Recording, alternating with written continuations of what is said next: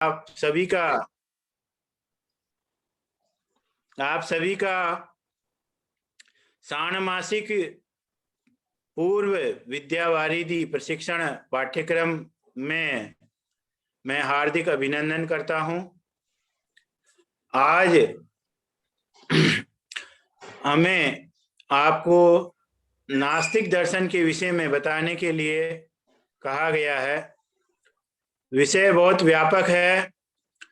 नास्तिक दर्शन या अवैदिक दर्शन की जो परंपरा है, उस परंपरा में 3 प्रमुख दर्शनों का उल्लेख आता है। उसमें सबसे प्रथम नास्तिक शिरोमणि दर्शन या अवैदिक दर्शनों में प्रथम दर्शन जिसको कहा जाता है वो दर्शन है चार्वाक दर्शन, और दूसरा महत्वपूर्ण दर्शन है जैन दर्शन, और तीसरा महत्वपूर्ण दर्शन है बौद्ध दर्शन। तो हम प्रत्येक दर्शन के परंपरा पर 1 घंटे में संपूर्ण आचार्य परंपरा, ग्रंथ परंपरा एवं पारिभाषिक शब्दावली को तो पूर्ण रूप से नहीं जान सकते हैं, लेकिन आंशिक रूप से जितना हो सके उसके मूलभूत सिद्धांतों पर चर्चा कर सकते हैं। तो इस विषय में 1 मिनट,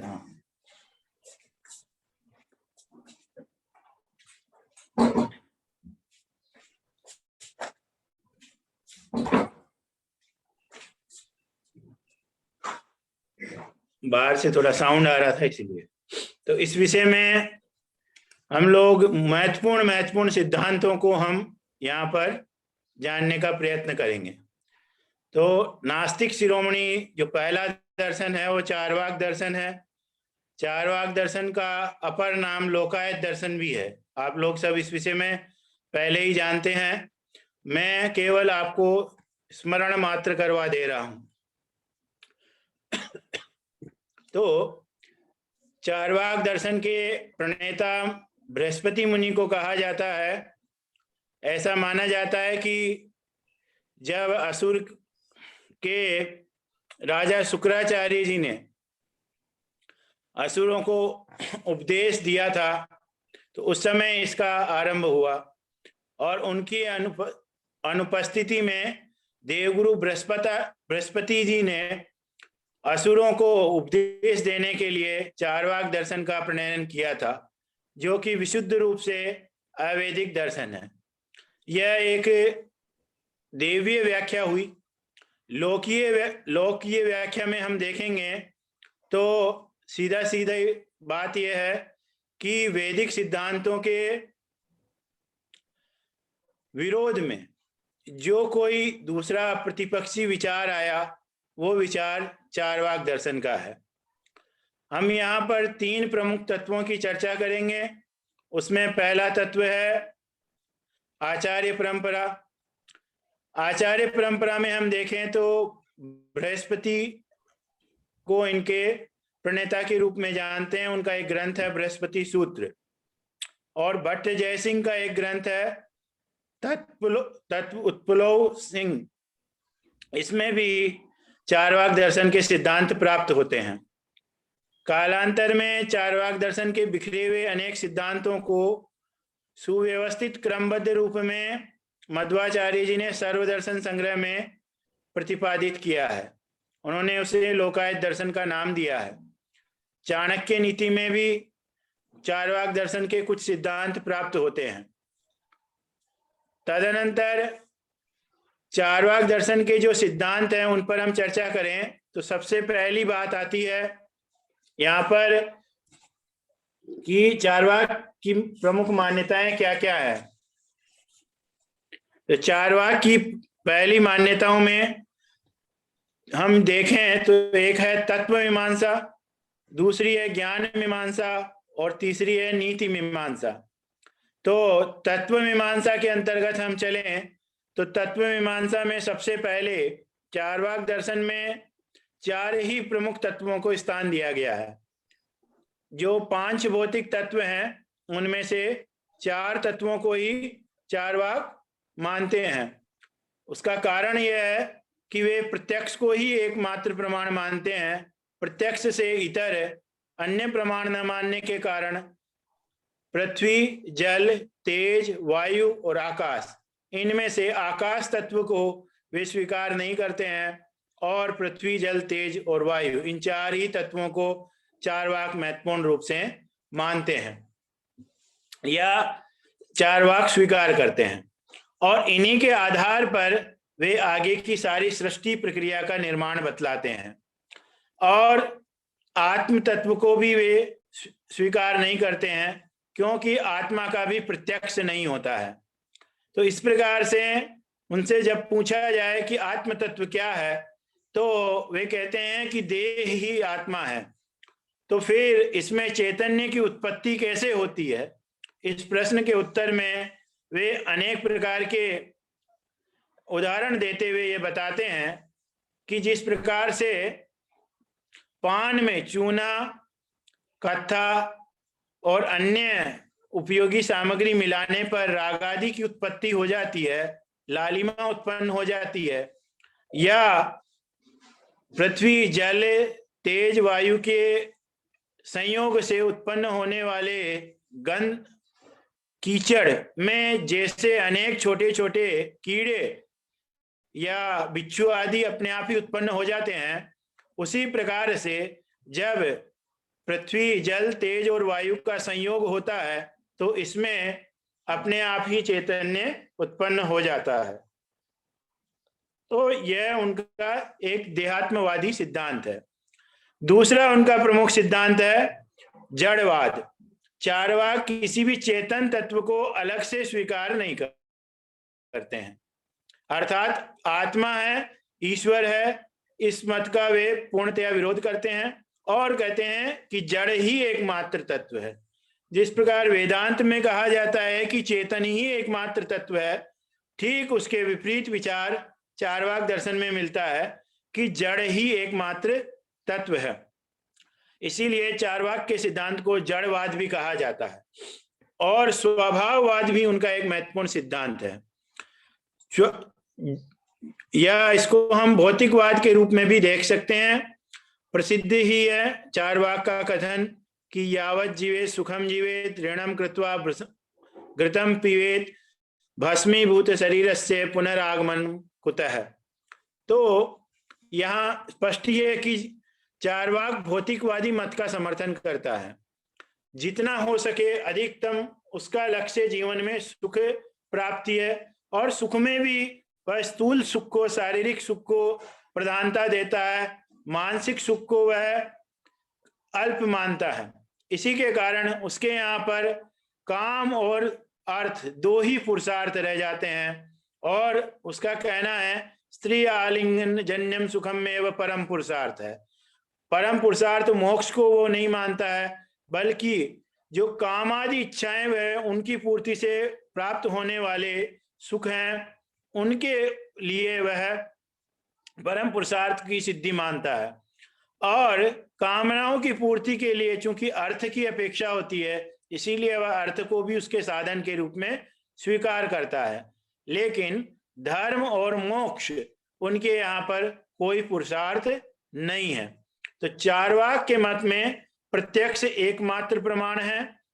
चार्वाक अनुमान आदि अन्य प्रमाणों को स्वीकार नहीं करता है। चार्वाक जड़वादी हैं, चार्वाक स्वभाववादी हैं, चार्वाक भौतिकवादी हैं और चार्वाक सुखवादी भी हैं। इस प्रकार से चार्वाक दर्शन को हम समझ सकते हैं। चार्वाक दर्शन मनुष्यों में स्वभावतः प्राप्त होता है, उसे किसी आचार्य के उपदेश से कहने की आवश्यकता नहीं होती है। मनुष्य प्राय सभी मनुष्य जन्मजात चार्वाक ही होते हैं।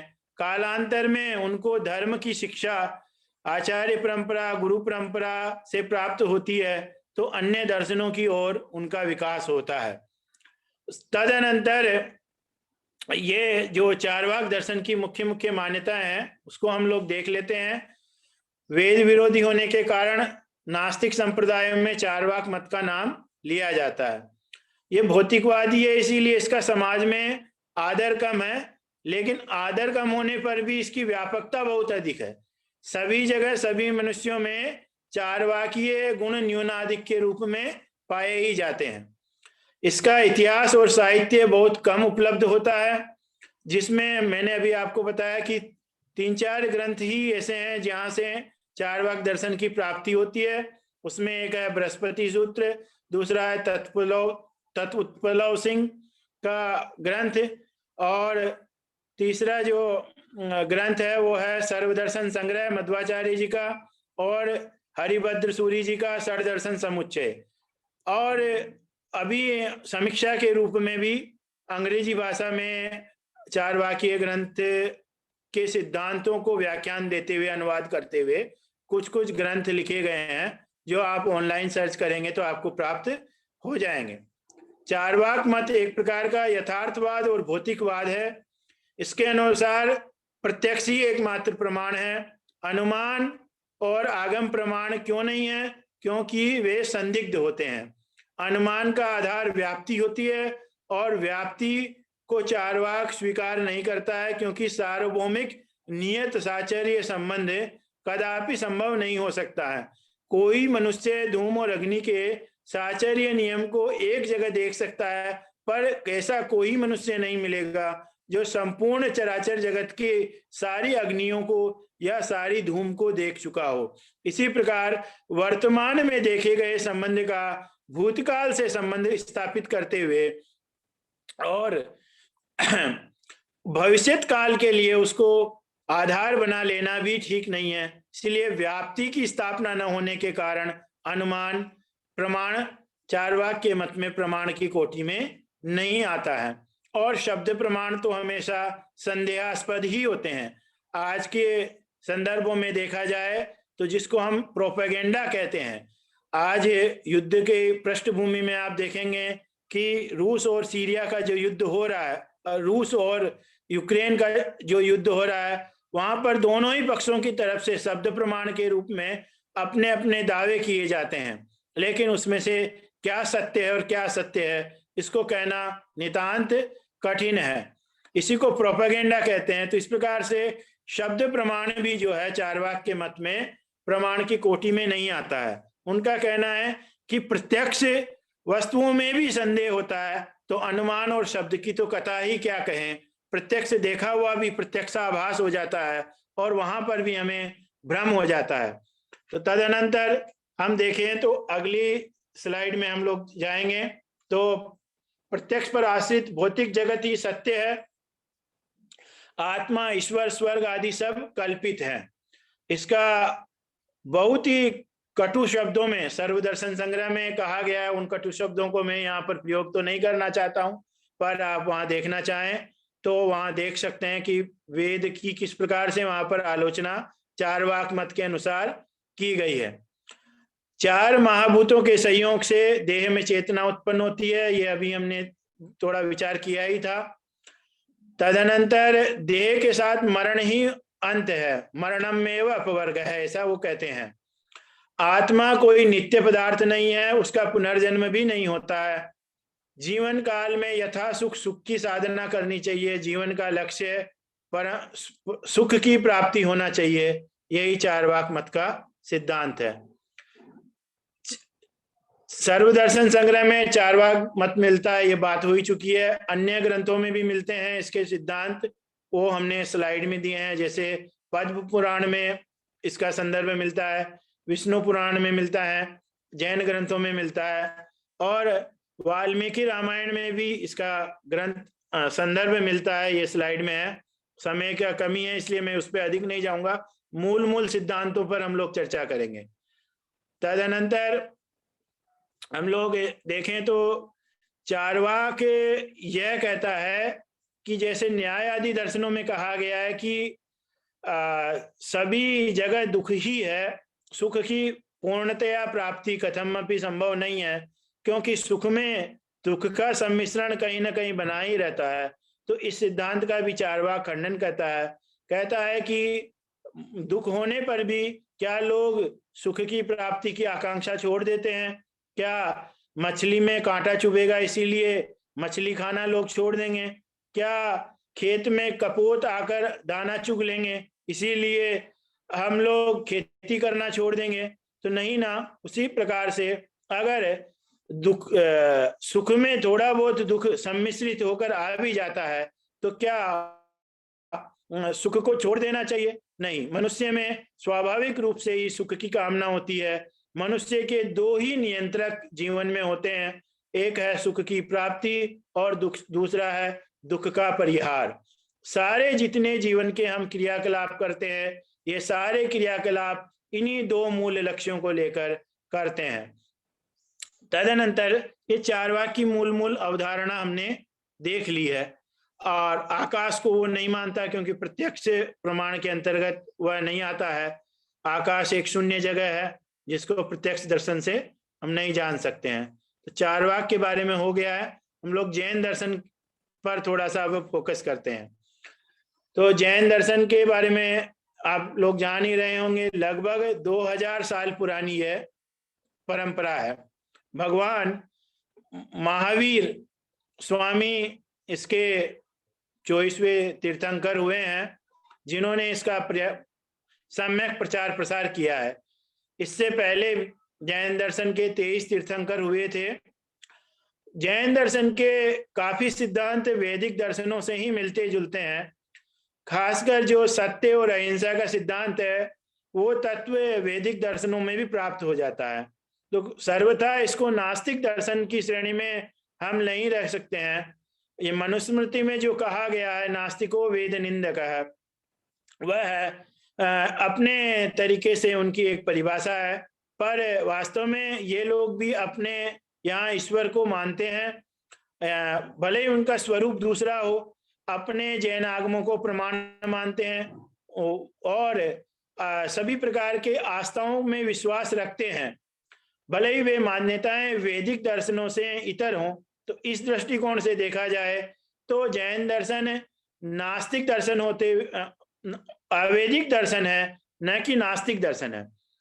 तो नास्तिक शब्द का जो सामान्य अर्थ है वो तो यह है कि जो लोक परलोक, आत्मा परमात्मा, जीव जगत इत्यादि में धर्म कर्म में विश्वास न करता हो, पर अपने दर्शन के अनुरूप अपने ईश्वर को मानना, अपने आगम को मानना और उसके अनुरूप जीवन में आचार मीमांसा का आचरण करना जैन दर्शन का मूलभूत सिद्धांत है। तो इस दृष्टिकोण से वह अवैदिक दर्शन जरूर है, लेकिन नास्तिक दर्शन नहीं है, यह आजकल के आचार्यों का कहना है। तो सर्वथा हम जैन दर्शन को नास्तिक की श्रेणी में नहीं रख सकते हैं। जितने भी दर्शन सनातन परंपरा के बाद आए हैं, उनमें सनातन परंपरा, हिंदू परंपरा या वैदिक दर्शनों के तत्व यत्र तत्र बिखरे हुए हैं, और जैन दर्शन के जो मूलभूत सिद्धांत है वो है सम्यक दर्शन ज्ञान चरित्राणि मोक्ष मार्ग है। इसी में सारे सिद्धांत उनके आ जाते हैं। तो भगवान महावीर के उपदेशों को लेकर जैन धर्म दर्शन की परंपरा आज तक चली है। इसके ग्रंथ को हम देखें तो सबसे पहले एक ग्रंथ प्राप्त होता है, तत्वार्थ अधिगम सूत्र। ये 300 ईस्वी के आसपास का ग्रंथ है। इसके कर्ता या प्रणेता आचार्य उमा स्वामी जी हैं, उमा स्वाति जी हैं, और इसमें जैन दर्शन के सारे सिद्धांतों को उसी प्रकार से सूत्रबद्ध किया गया है जिस प्रकार से षड दर्शन की परंपरा में हमें सिद्धांत प्राप्त होते हैं। जैसे षड दर्शन की परंपरा है न्याय, वैशेषिक, सांख्य, योग, पूर्व मीमांसा, उत्तर मीमांसा, उनमें सारे वैदिक दर्शन के विचारों को सूत्रबद्ध किया गया है। सूत्र क्या होता है इसमें अधिक आपको कहने की आवश्यकता नहीं है। व्याकरण में जो सूत्र की परिभाषा है, अल्पाक्षरम संदिग्धम सारवद विश्वतोमुखम हस्तोमनम अवध्यंच सूत्रम सूत्र विदो विदु, वही परंपरा यहाँ पर भी है। तो सारे विचारों को संक्षिप्त रूप में सूत्र में कह दिया गया है। यह ग्रंथ पाठ्यक्रम में भी जैन दर्शन में लगा हुआ है, सर्वदर्शन के पाठ्यक्रम में भी इसी ग्रंथ को जैन दर्शन जानने के लिए प्राय पढ़ा जाता है। उसमें मुख्य रूप से मोक्ष का जो मार्ग बताया गया है वो है सम्यक दर्शन ज्ञान और चरित्र, और इसको स्वीकार करने में कहीं भी किसी को आपत्ति नहीं होती है, यहाँ तक कि वैदिक दर्शनों को भी इसमें आपत्ति नहीं है, क्योंकि सम्यक दर्शन को वो भी स्वीकार करते हैं, सम्यक ज्ञान को भी सभी लोग स्वीकार करते हैं मोक्ष के लिए, और इन दोनों का प्राप्त करने के लिए सम्यक चरित्र का होना भी आवश्यक होता है। ये सबसे महत्वपूर्ण सिद्धांत है। इसके अलावा इसकी आचार्य परंपरा में 500 ईस्वी के आसपास सिद्धसेन दिवाकर जी हैं, फिर हरिभद्र जी हैं 900 ईस्वी के आसपास, मेरुतुंग जी हैं 14वीं शताब्दी में। तो इस प्रकार इसकी आचार्य परंपरा में बहुत सारे आचार्यों का योगदान रहा है। वह आत्मा और पुद्गल दोनों को मानते हैं, यानी ये द्वैतवादी दर्शन है, यानी जड़ और चेतन दोनों तत्वों को ये स्वीकार करते हैं। जैन मत में आत्मा स्वप्रकाशक होती है। जैन मत में आत्मा का परिमाण जीव के परिमाण के अनुरूप बढ़ता है या घटता है। जैन मत में आत्मा प्रकाश के समान व्यापक और विस्तारशील है। पुनर्जन्म में नवीन शरीर के अनुसार आत्मा का संकोच और विस्तार होता है। स्वरूप से वह चैतन्य स्वरूप और आनंदमय है। वह मन और इंद्रियों के माध्यम से बिना परोक्ष विषयों के ज्ञान में समर्थ होती है। इस अलौकिक ज्ञान के 3 रूप हैं: अवधि ज्ञान, मन पर्याय और केवल ज्ञान। पूर्ण ज्ञान को केवल ज्ञान कहते हैं और यह अवस्था निर्वाण की अवस्था कहलाती है। जैसा कि आप लोग जानते होंगे, मोक्ष के अनेक पर्यायवाची हैं, अनेक दर्शनों में उनको अलग अलग रूप में कहा गया है। जैसे सांख्य योग में उसको केवल्य कहते हैं, न्याय वैशेषिक दर्शन में निःश्रेयस या अपवर्ग कहते हैं, बौद्ध दर्शन में उसको, जैन दर्शन में या बौद्ध दर्शन में उसको निर्वाण शब्द से कहा गया है। एक पद और भी आता है अहर्त, तो अहर्त भी निर्वाण प्राप्त ही व्यक्ति को कहा जाता है। और जो सभी कामनाओं और सभी इंद्रियों को जिसने जीत लिया हो वह भी अर्थ की श्रेणी में आ जाता है। तदनंतर हम लोग देखें जैन दर्शन में, तो जैन दर्शन की ज्ञान मीमांसा भी है। उसमें एक तो वे नए सिद्धांत को मानते हैं। तो नए क्या होता है, जो हम लोग प्रमाण है उसका ही एक अंश नए होता है। प्रमाण अंशो नया। कोई भी ज्ञान होता है तो पूर्णतया प्रामाणिक ज्ञान नहीं होता है, एक अंश में ही ज्ञान होता है, प्रामाणिक ज्ञान की श्रेणी में आता है। और इसी सिद्धांत के मूल में 2 और सिद्धांत छिपे हुए हैं, एक है अनेकांतवाद और दूसरा है सप्तभंगी नय। तो भाषा के दृष्टिकोण से जब हम विचार करते हैं तो वह हो जाता है सप्तभंगी नय, और तत्व के दृष्टिकोण से विचार करते हैं तो वह बन जाता है अनेकांतवाद। ये क्या है, तो कहते हैं कि जो मूल तत्व है वस्तुतः उसको कोई भी नहीं जान पाया है और पूर्ण रूप से उसको जानना अत्यंत कठिन है। वो एक उदाहरण भी देते हैं, आपने पढ़ा ही होगा या जाना होगा कि एक हाथी है और उस हाथी के बारे में आपको ये बताना है कि हाथी क्या है। तो किसी ने कहा कि हाथी सूंड है, किसी ने कहा कि हाथी पैर है, किसी ने कहा कि कान है, किसी ने कहा कि पूंछ है। तो इसका तात्पर्य यह है कि जिसके हाथ में जो लगा वह उसको उस रूप में परिभाषित कर रहा है। ठीक उसी प्रकार से पूर्ण सत्य, पूर्ण तत्व क्या है, इसको हम अपने इंद्रिय ज्ञान से नहीं जान पाते हैं, पर जितना हम जानते हैं उसी के आधार पर हम यह बताने का प्रयत्न करते हैं कि पूर्ण सत्य यह है। तो ऐसी परिस्थिति में तत्व को पूर्णतया कहा नहीं जा सकता और उसकी अभिव्यक्ति के लिए फिर वह 7 प्रकार की मान्यताओं का आश्रय लेते हैं। स्याद अस्ति, स्याद नास्ति, स्याद अस्ति नास्ति च, स्याद अव्यक्तम, स्याद अस्ति अव्यक्तम, स्याद नास्ति अव्यक्तम, स्याद अस्ति नास्ति अव्यक्तम च। इस प्रकार से यह बताने की प्रयत्न करते हैं कि हम जो कह रहे हैं वो सत्य के नजदीक तब तक नहीं हो सकता जब तक हमें उसका पूर्ण ज्ञान न हो। और पूर्ण ज्ञान की अपेक्षा में को हम सरल भाषा में समझें तो ये 360 डिग्री व्यू है। तो जब हम किसी गोलाकार वस्तु को हम देखते हैं तो उसको देखने पर हमें उसके एक ही एंगल का ज्ञान होता है। एक ही एंगल का मतलब एक ही तरह से, जिस तरफ से हम देख रहे हैं उस तरफ से, गोलक के दूसरी तरफ पीछे के भाग में क्या है, ऊपर या नीचे के भाग में क्या है, ये हम तब तक उसको नहीं देख सकते जब तक हमारी स्थिति उसके ऊपरी भाग में ना हो और हमारे इंद्रियों में ऐसा सामर्थ्य जब तक ना हो जब तक कि हम उसको पूर्णतया जान सकें। तो इसीलिए वहां पर यह एक सिद्धांत बना कि जो हमारे सारे ज्ञान है वे अधूरे ज्ञान है, और हमें कभी भी ये दावा नहीं करना चाहिए कि मैंने जो कहा है वही पूर्णतया सत्य है। तो फिर अभिव्यक्ति कैसे होगी? तो इसी अभिव्यक्ति को बताने के लिए वो स्यात् शब्द का प्रयोग करते हैं, लेकिन इसका तात्पर्य संदेहवाद नहीं है।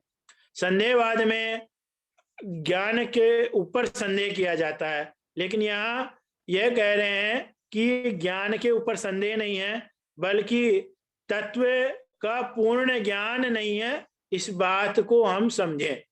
ठीक है। फिर यहाँ पर हम जो देखेंगे तो जैन दर्शनों में सप्त तत्वों का वर्णन प्रमुखता से होता है, और इनमें जीव, अजीव, आश्रव, संवर, जीव, अजीव, आश्रव, बंध, संवर, निर्जरा और मोक्ष, ये 7 प्रमुख तत्व हैं उनके यहाँ पर। जीव चेतन लक्षण को कहते हैं, अजीव चेतन के विपरीत जड़ है, आश्रव आत्मा में कर्मों के प्रवाह को कहते हैं, कर्म पुद्गल का प्रवाह आत्मा में प्राप्त होता है वो आश्रव है। इसको भी वो एक नाव के उदाहरण से समझाते हैं कि नाव में जिस प्रकार से छेद हो जाता है तो उसमें से जल निरंतर नाव में प्रविष्ट होता रहता है, और उसी प्रकार से कर्म की स्थिति है कि आत्मा में कर्म निरंतर हमारे अंदर प्रवाहित होते रहते हैं। तदनंतर बंध है, वह बंध परमाणु जैसे जैसे आश्रव और काषाय आत्मा के साथ संयोग करते हैं तो आत्मा का बंधन होता है, आत्मा अज्ञान के अंधकार में डूबती है। और तो सबसे पहले हमें क्या करना पड़ेगा? जैसे नाव में घुसे हुए पानी को रोकने के लिए सबसे पहले उस छिद्र को बंद करना पड़ेगा, तो छिद्र को बंद करने का ही नाम संवर है, यानी आत्मा में कर्म प्रवाह को रोक देना। और जो बन आ गया है पानी उस नाव में, उसको निकालना, वह है निर्जरा, यानी जिन्हें कर्मों के द्वारा हमारे आत्मा में मलिनता आ चुकी है, उस मलिनता का निराकरण करना वो निर्जरा है। और अंत में जब स्थिति ऐसी हो जाती है कि उसमें कर्म प्रवाह भी नहीं है और पुराने सारे कर्मों के बंधनों का क्षय हो गया है, तो उसको हम कहते हैं अवस्था मोक्ष अवस्था। और ये मोक्ष अवस्था को प्राप्त करने का मार्ग उन्होंने पहले ही बताया है, सम्यक दर्शन ज्ञान चरित्राणि मोक्ष मार्ग है। तदनंतर हम लोग चलते हैं मोक्ष की अवधारणा पर। तो मोक्ष 2 प्रकार का उन्होंने कहा है। मोक्ष का लक्षण क्या है? तो पुद्गल प्रभाव से मुक्त हो जाना ही आत्मा का मोक्ष है। और मोक्ष 2 हैं, भाव मोक्ष और द्रव्य मोक्ष। यह वास्तविक मोक्ष के पहले की अवस्था है, भाव मोक्ष। इसमें चारों घातीय कर्मों का नाश हो जाता है और इसके बाद आघातीय कर्मों का नाश होने पर द्रव्य मोक्ष की प्राप्ति होती है। जैनियों के अनुसार मोक्ष प्राप्त करने के लिए 12 अनुप्रेक्षाओं से युक्त रहना आवश्यक है, जो इस प्रकार है: अनित्य, असरण, संसार, एकत्व, अन्यत्व, असुचि, आश्रव, संवर, निर्जरा, लोक, बुद्धि, दुर्लभत्व, धर्मानुप्रेक्षा। जैनों की ज्ञान मीमांसा और तत्व मीमांसा के समान ही स्वतंत्र सत्ता रखती है। ज्ञान मीमांसा के प्रामाणिक स्रोत्र प्रमाणों की संख्या जैन दर्शन में 3 है: प्रत्यक्ष, अनुमान और शब्द। जैन दार्शनिक शादवाद और सप्तभंगी न्याय का प्रतिपादन करते हैं। और जैन दर्शन का एक और महत्वपूर्ण सिद्धांत निक्षेपवाद भी है। निक्षेपवाद में हम लोग विचार करते हैं कि निक्षेपवाद में हम लोग यह विचार करते हैं कि जो सारी वस्तुएं हैं उनमें किसी न किसी नाम का आरोप किया जाता है, और उसके भी अनेक भेद वो बताते हैं। उस विषय में अभी मैं जाना नहीं चाह रहा हूं। हम लोग अभी मूल विषय पर ही आते हैं, जो हमारी स्लाइड है वहीं पर। तो नए नाम के तिष्ठानाम प्रवर्ते श्रुत वर्तमनि संपूर्णार्थ विनिश्चयानि स्याद्वाद श्रुतम उच्यते। ये न्यायावतार में कहा गया है। इनके अनुसार इस प्रकार से जैन दर्शन में मुख्य मुख्य सिद्धांतों को हम लोग देखें तो अनेकांतवाद, सप्तभंगी न्याय, निक्षेपवाद और आचार्य मीमांसा और पंच महावृत्त। ये पंच महावृत्ति बहुत ही महत्वपूर्ण है, क्योंकि इसको वैदिक और अवैदिक सभी दर्शनों में समान रूप से स्वीकार किया गया है। ये हमारी भारतीय संस्कृति के अंग बन गए हैं। वो कौन कौन से हैं? सत्य, अहिंसा, आस्तेय, ब्रह्मचर्य और अपरिग्रह। तो इनका पालन वो कहते हैं। जब हम सामान्य रूप से इनका पालन करते हैं तो सामान्य व्रत होते हैं, और जब साधक इनको पूर्ण निष्ठा के साथ प्रखरता से पालन करते हैं तो यही महाव्रत कहलाते हैं। इनका ही महत्व प्रायोगिक रूप से है। योग दर्शन में भी इनको यमों के अंतर्गत स्वीकार किया गया है। ठीक है, वहां नियम भी बताए गए हैं। सोच, संतोष, तपस्वाध्याय, ईश्वर प्रणिधानानि नियमः। तो यम और नियम यह महत्वपूर्ण सिद्धांत वैदिक दर्शनों से प्राप्त होते हैं। इनको जैन और बौद्ध दर्शन दोनों में ही स्वीकार किया गया है। जैन दर्शन भी इसको मानता है और बौद्ध दर्शन भी इनको मानता है। उनमें भी महत्वपूर्ण रूप से उन्होंने सत्य और अहिंसा को माना है। कालांतर में जैन दर्शन के दो विभाग हो गए, एक दिगंबर और दूसरा श्वेतांबर। ये एक अलग परंपरा है, उसको आप लोग जानते ही हैं। दिगंबर परंपरा की अपनी आचार्य हैं, अपने ग्रंथ हैं, और श्वेतांबर परंपरा के अपने आचार्य हैं, अपने ग्रंथ हैं, उनकी अपनी मान्यताएं हैं। अब हम चले जाते हैं बौद्ध दर्शन पर, क्योंकि समय 1 ही घंटा था तो 1 घंटे में सब कुछ बताना था। उसमें जितना हो सके उतना मैंने प्रयत्न किया है। बुद्ध के उपदेश तीनों पिटकों में संकलित हैं, और ये 3 पिटक है, सुत्त पिटक, विनय पिटक और अभिधम्म पिटक, और इसको पिटक त्रय कहते हैं। वस्तुतः बौद्ध धर्म भी उपदेशात्मक रूप से ही धर्म दर्शन के रूप में आया। भगवान बुद्ध ने जो अपने उपदेश दिए, विचार दिए, उनको उनके शिष्यों ने कालांतर में संग्रह ग्रंथों में इकट्ठा किया, और उन ग्रंथों को 3 पिटकों में दिया, सूत पिटक, विनय पिटक और अभिधम्म पिटक। फिर तदनंतर यहाँ भी हम देखते हैं कि वैदिक दर्शन में जो तत्व हैं उनका प्रभाव बौद्ध दर्शनों पर पड़ता है। बौद्ध दर्शन की जो अवधारणा है उसके अनुसार वे किसी एक नित्य तत्व को स्वीकार नहीं करते हैं, बल्कि जगत को सदा क्रियाशील मानते हैं। क्रियाशील सत्य की धारणा बौद्ध मत की मौलिक विशेषता है। उपनिषदों का ब्रह्म अचल और अपरिवर्तनशील है। बुद्ध के अनुसार परिवर्तन ही सत्य है। ठीक है, तो परिवर्तन निरंतर हो रहा है, होता रहेगा, और अनवरत ये श्रृंखला चलती रहेगी। कहाँ से शुरू हुआ और कहाँ खत्म होगा यह अज्ञात था, और अज्ञात ही है, अज्ञात ही रहेगा। पश्चिम दर्शन में हेराक्लाइटस और बर्गसा ने भी परिवर्तन को ही सत्य माना है। बौद्ध दर्शन के जो 4 प्रमुख सिद्धांत हैं उनमें 4 प्रमुख मत हमें प्राप्त होते हैं, वो आप लोग जानते ही होंगे। एक है शून्यवाद, ठीक है, और दूसरा है वैभाषिक श्रोत्रांतिक योगाचार। योगाचार को शून्यवाद भी कहते हैं। तो हम लोग उस पर भी विचार करेंगे आगे।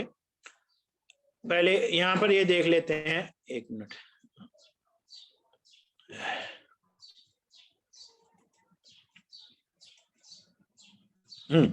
तो आत्मा के बारे में क्या कहते हैं बौद्ध दर्शन? आत्मा भी मनोभावों और विज्ञानों की धारा है।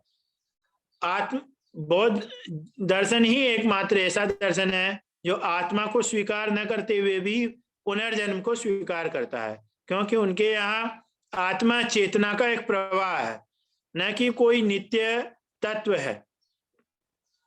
तो आत्मा और मनोभावों को वो विज्ञान से जोड़ते हैं। पंचस्कंदात्मक आत्मा वहां पर कहा गया है, और रूप, वेदना, संज्ञा, संस्कार और स्मृति, इस प्रकार के 5 स्कंद है, उनका ही संगात उन्होंने आत्मा कहा है। और ये आत्मा प्रवाहशील होते हुए पुनर्जन्म को प्राप्त होती है। तो ये एक बहुत ही उत्तम सिद्धांत है या अलग सिद्धांत कह सकते हैं, जिसमें पुनर्जन्म को नहीं माना, पुनर्जन्म को माना गया है पर आत्मा की नित्य सत्ता को नहीं माना गया है। इस प्रकार बौद्ध मत में उपनिषदों में आत्मवाद का खंडन करके अनात्मवाद की स्थापना की गई है, लेकिन पुनर्जन्म को फिर भी स्वीकार किया गया है।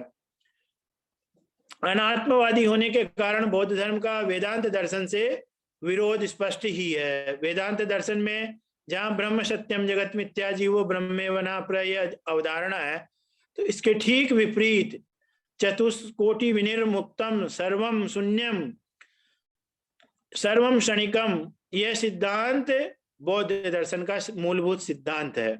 सब कुछ शून्य है और सब कुछ क्षणिक है, सब कुछ प्रवाहवान है तत्व के रूप में, और कुछ भी परम चेतन के रूप में स्वीकार नहीं किया जा सकता है। जबकि वेदांत दर्शन में सब कुछ चैतन्य है, कुछ भी जड़ के रूप में स्वीकार नहीं किया जा सकता। जड़ तत्वों में भी कुछ न कुछ रूप से, थोड़े बहुत रूप से उसमें न्यूनाधिक के रूप से चेतन छिपा रहता है। अनात्मवादी होने के कारण बौद्ध दर्शन का धर्म वेदांत से विरोध हुआ। इस विरोध का फल ये हुआ कि बौद्ध धर्म को भारत से निर्वासित होना पड़ा, और यही कारण है कि भारत में बौद्ध धर्म का प्रचार प्रसार राजाओं के काल में थोड़ा बहुत हुआ, जब अशोक और अन्य उस संप्रदाय के राजा थे तो उस काल में हुआ। तदनंतर विदेशों में, भारत के आसपास के एशिया के देशों में, जैसे कंबोडिया, मालदीव, जापान, चीन, श्रीलंका इत्यादि देशों में इनका प्रचार ज्यादा हुआ। तो एशिया के पूर्वी देशों में उसका प्रचार प्रसार हुआ, और आज भी बौद्ध दर्शन की जितनी परंपरा भारत में है, उससे अधिक परंपरा पूरे विश्व में प्राप्त होती है। और ऐसा स्पष्ट रूप से माना जाता है कि जितने सारे धर्म और दर्शन हैं, उनमें विश्व में सर्वश्रेष्ठ मानवीय धर्म अगर कोई है, या सभी विचारों को एक सिद्धांत में पिरोने वाला कोई धर्म है, तो वह बौद्ध धर्म ही है। ठीक है। सिद्धांत वेद के अनुसार बौद्ध परंपरा के 4 दर्शन प्रसिद्ध है। इसमें वैभाषिक, श्रोत्रांतिक, योगाचार और माध्यमिक, ये 4 मत हैं। ठीक है। वैभाषिक और श्रोत्रांतिक मत हीनयान परंपरा है, इसका प्रचार श्रीलंका में भी हुआ है। योगाचार और माध्यमिक मत महायान परंपरा है, ये उत्तरी बौद्ध मत है। इन चारों दर्शनों का उदय ईसा की आरंभिक शताब्दियों में हुआ। इस समय वैदिक परंपरा में 6 दर्शनों का उदय हो चुका था। 6 दर्शनों के विरोध में जो विचार हुए हैं, वे ही सारे अवैदिक दर्शन के रूप में आए हैं। इसके प्रमुख आचार्य हैं वसुबंधु 400 ईस्वी, कुमारलाल 200 ईस्वी, मैत्रेय 300 ईस्वी, नागार्जुन 200 ईस्वी। इन आचार्यों के विभिन्न ग्रंथ हैं, जैसे नागार्जुन की शून्यकारिका वैभाषिक मत का प्रमुख ग्रंथ है। नागार्जुन की शून्यकारिका शून्यवाद का प्रमुख ग्रंथ है। वैभाषिक मत बाह्य वस्तुओं की सत्ता एवं स्वलक्षणों के स्वरूप में उनका प्रत्यक्ष मानता है, और उन्हें बाह्य प्रत्यक्षवाद या सर्वास्तित्ववाद के नाम से भी हम लोग जानते हैं। श्रोत्रांतिक मत के अनुसार पदार्थों का प्रत्यक्ष नहीं, अनुमान होता है, और उसे हम बाह्यानुमेयवाद कहते हैं। योगाचार मत के अनुसार बाह्य पदार्थों की सत्ता नहीं है, हमें जो कुछ दिखाई देता है वह विज्ञान मात्र है, सर्वम विज्ञानम, इसीलिए योगाचार मत को विज्ञानवाद कहते हैं। और माध्यमिक मत के अनुसार विज्ञान भी सत्य नहीं है, सब कुछ शून्य है। शून्य का अर्थ निरस्वभाव है, निस्वभाव है, अनिर्वचनीय है। शून्य का यह सिद्धांत वेदांत के ब्रह्म सिद्धांत के निकट है, इसीलिए कदाचित वेदांतों को प्रच्छन्न बौद्ध होने का आरोप भी किया जाता है। ठीक है।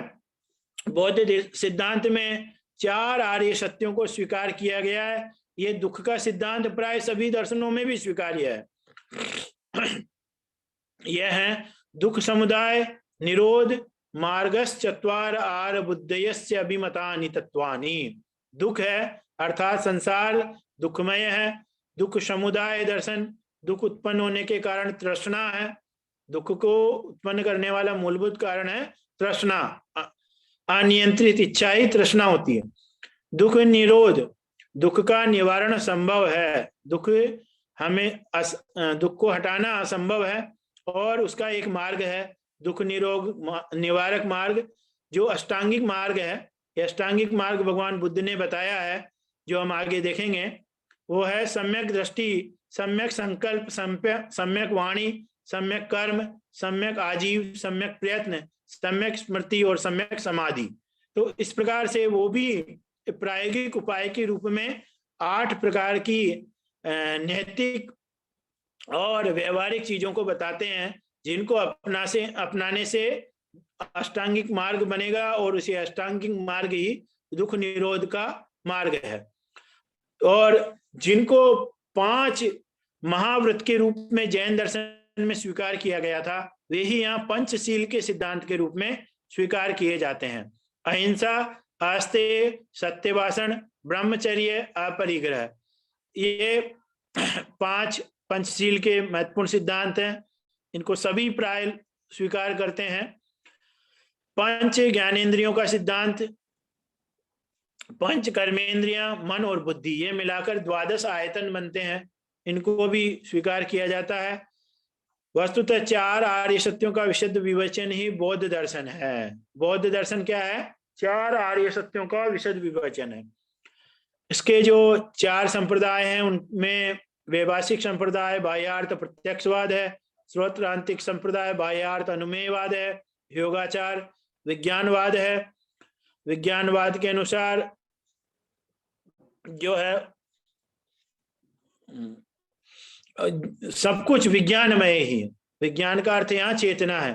तो कुछ हद तक वो चेतन मानते हैं। उसके 2 भेद हैं, चित्त विज्ञान, आलय विज्ञान और मनोविज्ञान, शरीर विज्ञान। इसी प्रकार से क्षणभंगिनी चित्त संतति की सत्ता भी सभी वस्तुओं का ज्ञान होता है।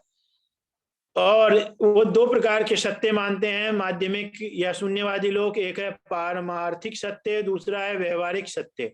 ये कुछ वेदांत दर्शन के सत्ता त्रय सिद्धांत से मिलता जुलता है, जहां पर वो पारमार्थिक सत्ता के रूप में ब्रह्म को मानते हैं, व्यवहारिक सत्ता के रूप में जगत को मानते हैं, और प्रातिभाषिक सत्ता के रूप में स्वप्न आदि और मिथ्या ज्ञान आदि को मानते हैं। पर यहाँ पर पारमार्थिक सत्ता के दृष्टिकोण से देखा जाए तो सब कुछ शून्य है, जो चतुष्कोटि विनिर्मुक्त है, जिसको सत असत या सत असत उभय रूप या अनुभय रूप नहीं कहा जा सकता है। यह भी विचार पारमार्थिक सत्य की ओर बताता है। व्यवहारिक रूप से ये सारे सिद्धांत उसी प्रकार से सत्य हैं जिस प्रकार से हमें अभी प्रतीत होते हैं, क्योंकि जब तक हमारा वह तत्व ज्ञान या ब्रह्म ज्ञान या परमार्थ ज्ञान जागृत नहीं होता है, तब तक ये सारे व्यवहारिक जगत के सत्य हमें उसी प्रकार से सत्य प्रतीत होते हैं जिस प्रकार से जादू देखने के समय में जादू में खोए हुए व्यक्ति को जादू के सारे सिद्धांत सत्य प्रतीत होते हैं। जब जादू चला जाता है तो उसके बाद जादू का खेल खत्म और सत्य वहां अपना स्वरूप में प्रकट हो जाता है। इसके बाद हम लोग देखें तो माध्यमिक संप्रदाय में 2 प्रकार के सत्य भी माने गए हैं। एक सांवृतिक सत्य है जो अविद्या जनित या व्यवहारिक सत्ता को बताता है, दूसरा पारमार्थिक सत्य है जो प्रज्ञा जनित सत्य को बताता है। तो पारमार्थिक सत्य की ओर जाने के लिए हमें जाना पड़ेगा प्रज्ञा की ओर। और प्रज्ञा क्या है? जो है प्रकर्ष ज्ञान है, सत्य ज्ञान को धारण करने की सामर्थ्य। क्षणिकवाद, आप जानते हैं सारी वस्तुओं को वे क्षणिक मानते हैं। जैसे दीप शिखा का उन्होंने उदाहरण दिया है कि दीप शिखा की लौ जो है वो अपने आप में वायु के कारण हिलती डुलती रहती है और एक निरंतर अपने अवसान की ओर अग्रसरित रहती है। उसी प्रकार से जो निरुक्त में 6 अवस्थाएं बताई गई है मनुष्य की, जायते म्रियते इत्यादि, उसी क्रम से समस्त पदार्थ उत्पन्न होते हैं और वे अपने विनाश की ओर निरंतर उन्मुख होते रहते हैं। प्रत्येक मनुष्य प्रत्येक क्षण अपनी मृत्यु की ओर अभिमुख हो रहा है। प्रत्येक व्यक्ति अपने विनाश की ओर जा रहा है, उसी प्रकार से प्रत्येक पदार्थ भी अपने नाश की ओर जा रहा है। इस प्रकार से जगत के सारे पदार्थ परिवर्तनशील हैं, क्षणिक हैं और नश्वर हैं, ये सिद्धांत वे बताते हैं। इसके अलावा बौद्ध दर्शन का एक महत्वपूर्ण सिद्धांत है वो प्रतीत्य समुत्पादवाद सिद्धांत है। प्रतीत्य समुत्पादवाद सिद्धांत से तात्पर्य है कि एक वस्तु के प्राप्त होने पर दूसरे वस्तु की उत्पत्ति अथवा कार्य कारण संबंध स्थापित होता है और एक कारण के आधार पर एक कार्य की उत्पत्ति होती है। प्रतीत्य समुत्पादवाद सापेक्ष भी है और निरपेक्ष भी है। सापेक्ष दृष्टि से वह संसार है और निरपेक्ष दृष्टि से वह निर्वाण है। यह क्षणिकवाद की भांति शाश्वतवाद और उच्छेदवाद के मध्य का मार्ग है।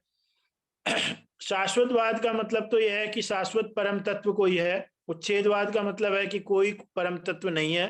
तो फिर मध्य मार्ग क्या है?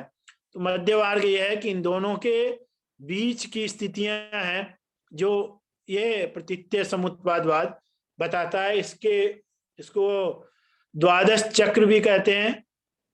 इसके 12 अंग हैं, वो है अविद्या, संस्कार, विज्ञान, नाम रूप, षडायतन, स्पर्श, वेदना, तृष्णा, उपादान, भव, जाति, मरण। तो ये वस्तुतः ये वे कारण हैं जिनके कारण से पुनर्जन्म होता है, ठीक है, और पुनर्जन्म भव की स्थिति को बताता है। तो पुनर्जन्म के कारण ही तो आत्मा को सभी प्रकार के दुखों का संसर्ग प्राप्त होता है। तो पुनर्जन्म ही ना हो इसके लिए फिर आगे वो अष्टांगिक मार्ग बताते हैं। तो दुखों के कारण हैं, इसकी व्याख्या के लिए प्रतीत्य समुत्पादवाद को समझाया जाता है। उसमें भी मूल कारण क्या होती है? अविद्या। अविद्या के कारण संस्कार प्रबल होते हैं। संस्कारों के कारण व्यक्ति की प्रवृत्तियां इस प्रकार की बन जाती हैं कि वह उन संस्कारों से उठ नहीं पाता। उसके अंदर काम, क्रोध, लोभ, मोह, मान, माया इत्यादि राग, द्वेष जो चीजें हैं वे निरंतर चलती रहती हैं और उनका संबंध विज्ञान या चेतना से है और इसके कारण नाना प्रकार के षड रूप नाम रूप शरीरों को धारण करता है। षडायतन 6 इंद्रियों का सिद्धांत है और इनका संसर्ग बना रहता है। इन संसर्ग के कारण ही वेदना है और वेदना का भी कारण तृष्णा है। तृष्णा का कारण उपादान है, भौतिकवाद, भौतिक वस्तुओं, और इन सबको मिलाकर भव की उत्पत्ति होती है। और भव से जब आदमी ग्रसित होता है तो वह जाति नाम के पदार्थ से ग्रसित होता है और जाति के बाद जरा मरण की स्थिति आ जाती है। जरा मरण, पुनः जन्म लेना और मरना, इसके बीच के सारे क्रियाकलाप। तो इसी बीच में जितने भी दुख हैं मनुष्य के वे सारे चलते रहते हैं, चाहे वे आदि देवी को, आदि भौतिक हो, आध्यात्मिक हो, त्रिविध दुख हो या नानाविध दुख हो, सारे दुख पुनर्जन्म के कारण होते हैं। और पुनर्जन्म आत्मा का क्यों होता है? राग आदि द्वेष के राग आदि दोषों के कारण अविद्या से जो उत्पन्न होते हैं उनसे आत्मा का संसर्ग बना रहता है। इस प्रकार से मूल रूप से हम लोग देखें तो सभी दर्शनों में अज्ञान, अविद्या ही आत्मा के बंधन का कारण है और ज्ञान और विद्या ही आत्मा के मुक्ति का कारण है। उसका जो भी स्वरूप हो, उसको बताने के मार्ग जो भी बताए गए हों, पर मुख्य रूप से सभी दर्शनों में देखें तो अविद्या आत्मा के बंधन का कारण है और ज्ञान और विद्या मुक्ति का उपाय है। और उन उपायों को प्रायोगिक रूप से अपनाने के लिए हम पंच महावृत, यम, नियम, आसन, प्राणायाम, प्रत्याहार, धारणा, ध्यान, समाधि रूप अष्टांग योग या भगवान बुद्ध के बताए गए अष्टांगिक मार्ग पर चलकर या बौद्ध जैन दर्शन के जो सिद्धांत है सम्यक दर्शन, ज्ञान और चरित्र, इस पर चलकर हम उस मोक्ष के मार्ग को, मोक्ष को प्राप्त कर सकते हैं। इतना ही 1 घंटे के समय में मुझे बताना था, क्योंकि बहुत ही व्यापक विषय है वस्तुतः अगर चर्चा की जाए तो एक एक शब्द पर भी कोश के अनुसार हम देखेंगे तो घंटों चर्चा हो सकती है, कई एक दिनों तक चर्चा हो सकती है। उदाहरण के रूप में अविद्या के स्वरूप को ही देखा जाए तो अविद्या का स्वरूप तत्त दर्शनों में क्या क्या है, उसके लक्षण क्या क्या आए हैं, इसको हम एक एक दर्शन से कोश से उसका लक्षण लें और उसका विचार करें तो बहुत विस्तार होगा। लेकिन सामान्य रूप से स्मारक तत्व के रूप में मैंने आपको बताने का प्रयत्न किया है, और बाकी आप कुछ चर्चा करना चाहें तो आपका स्वागत है। धन्यवाद।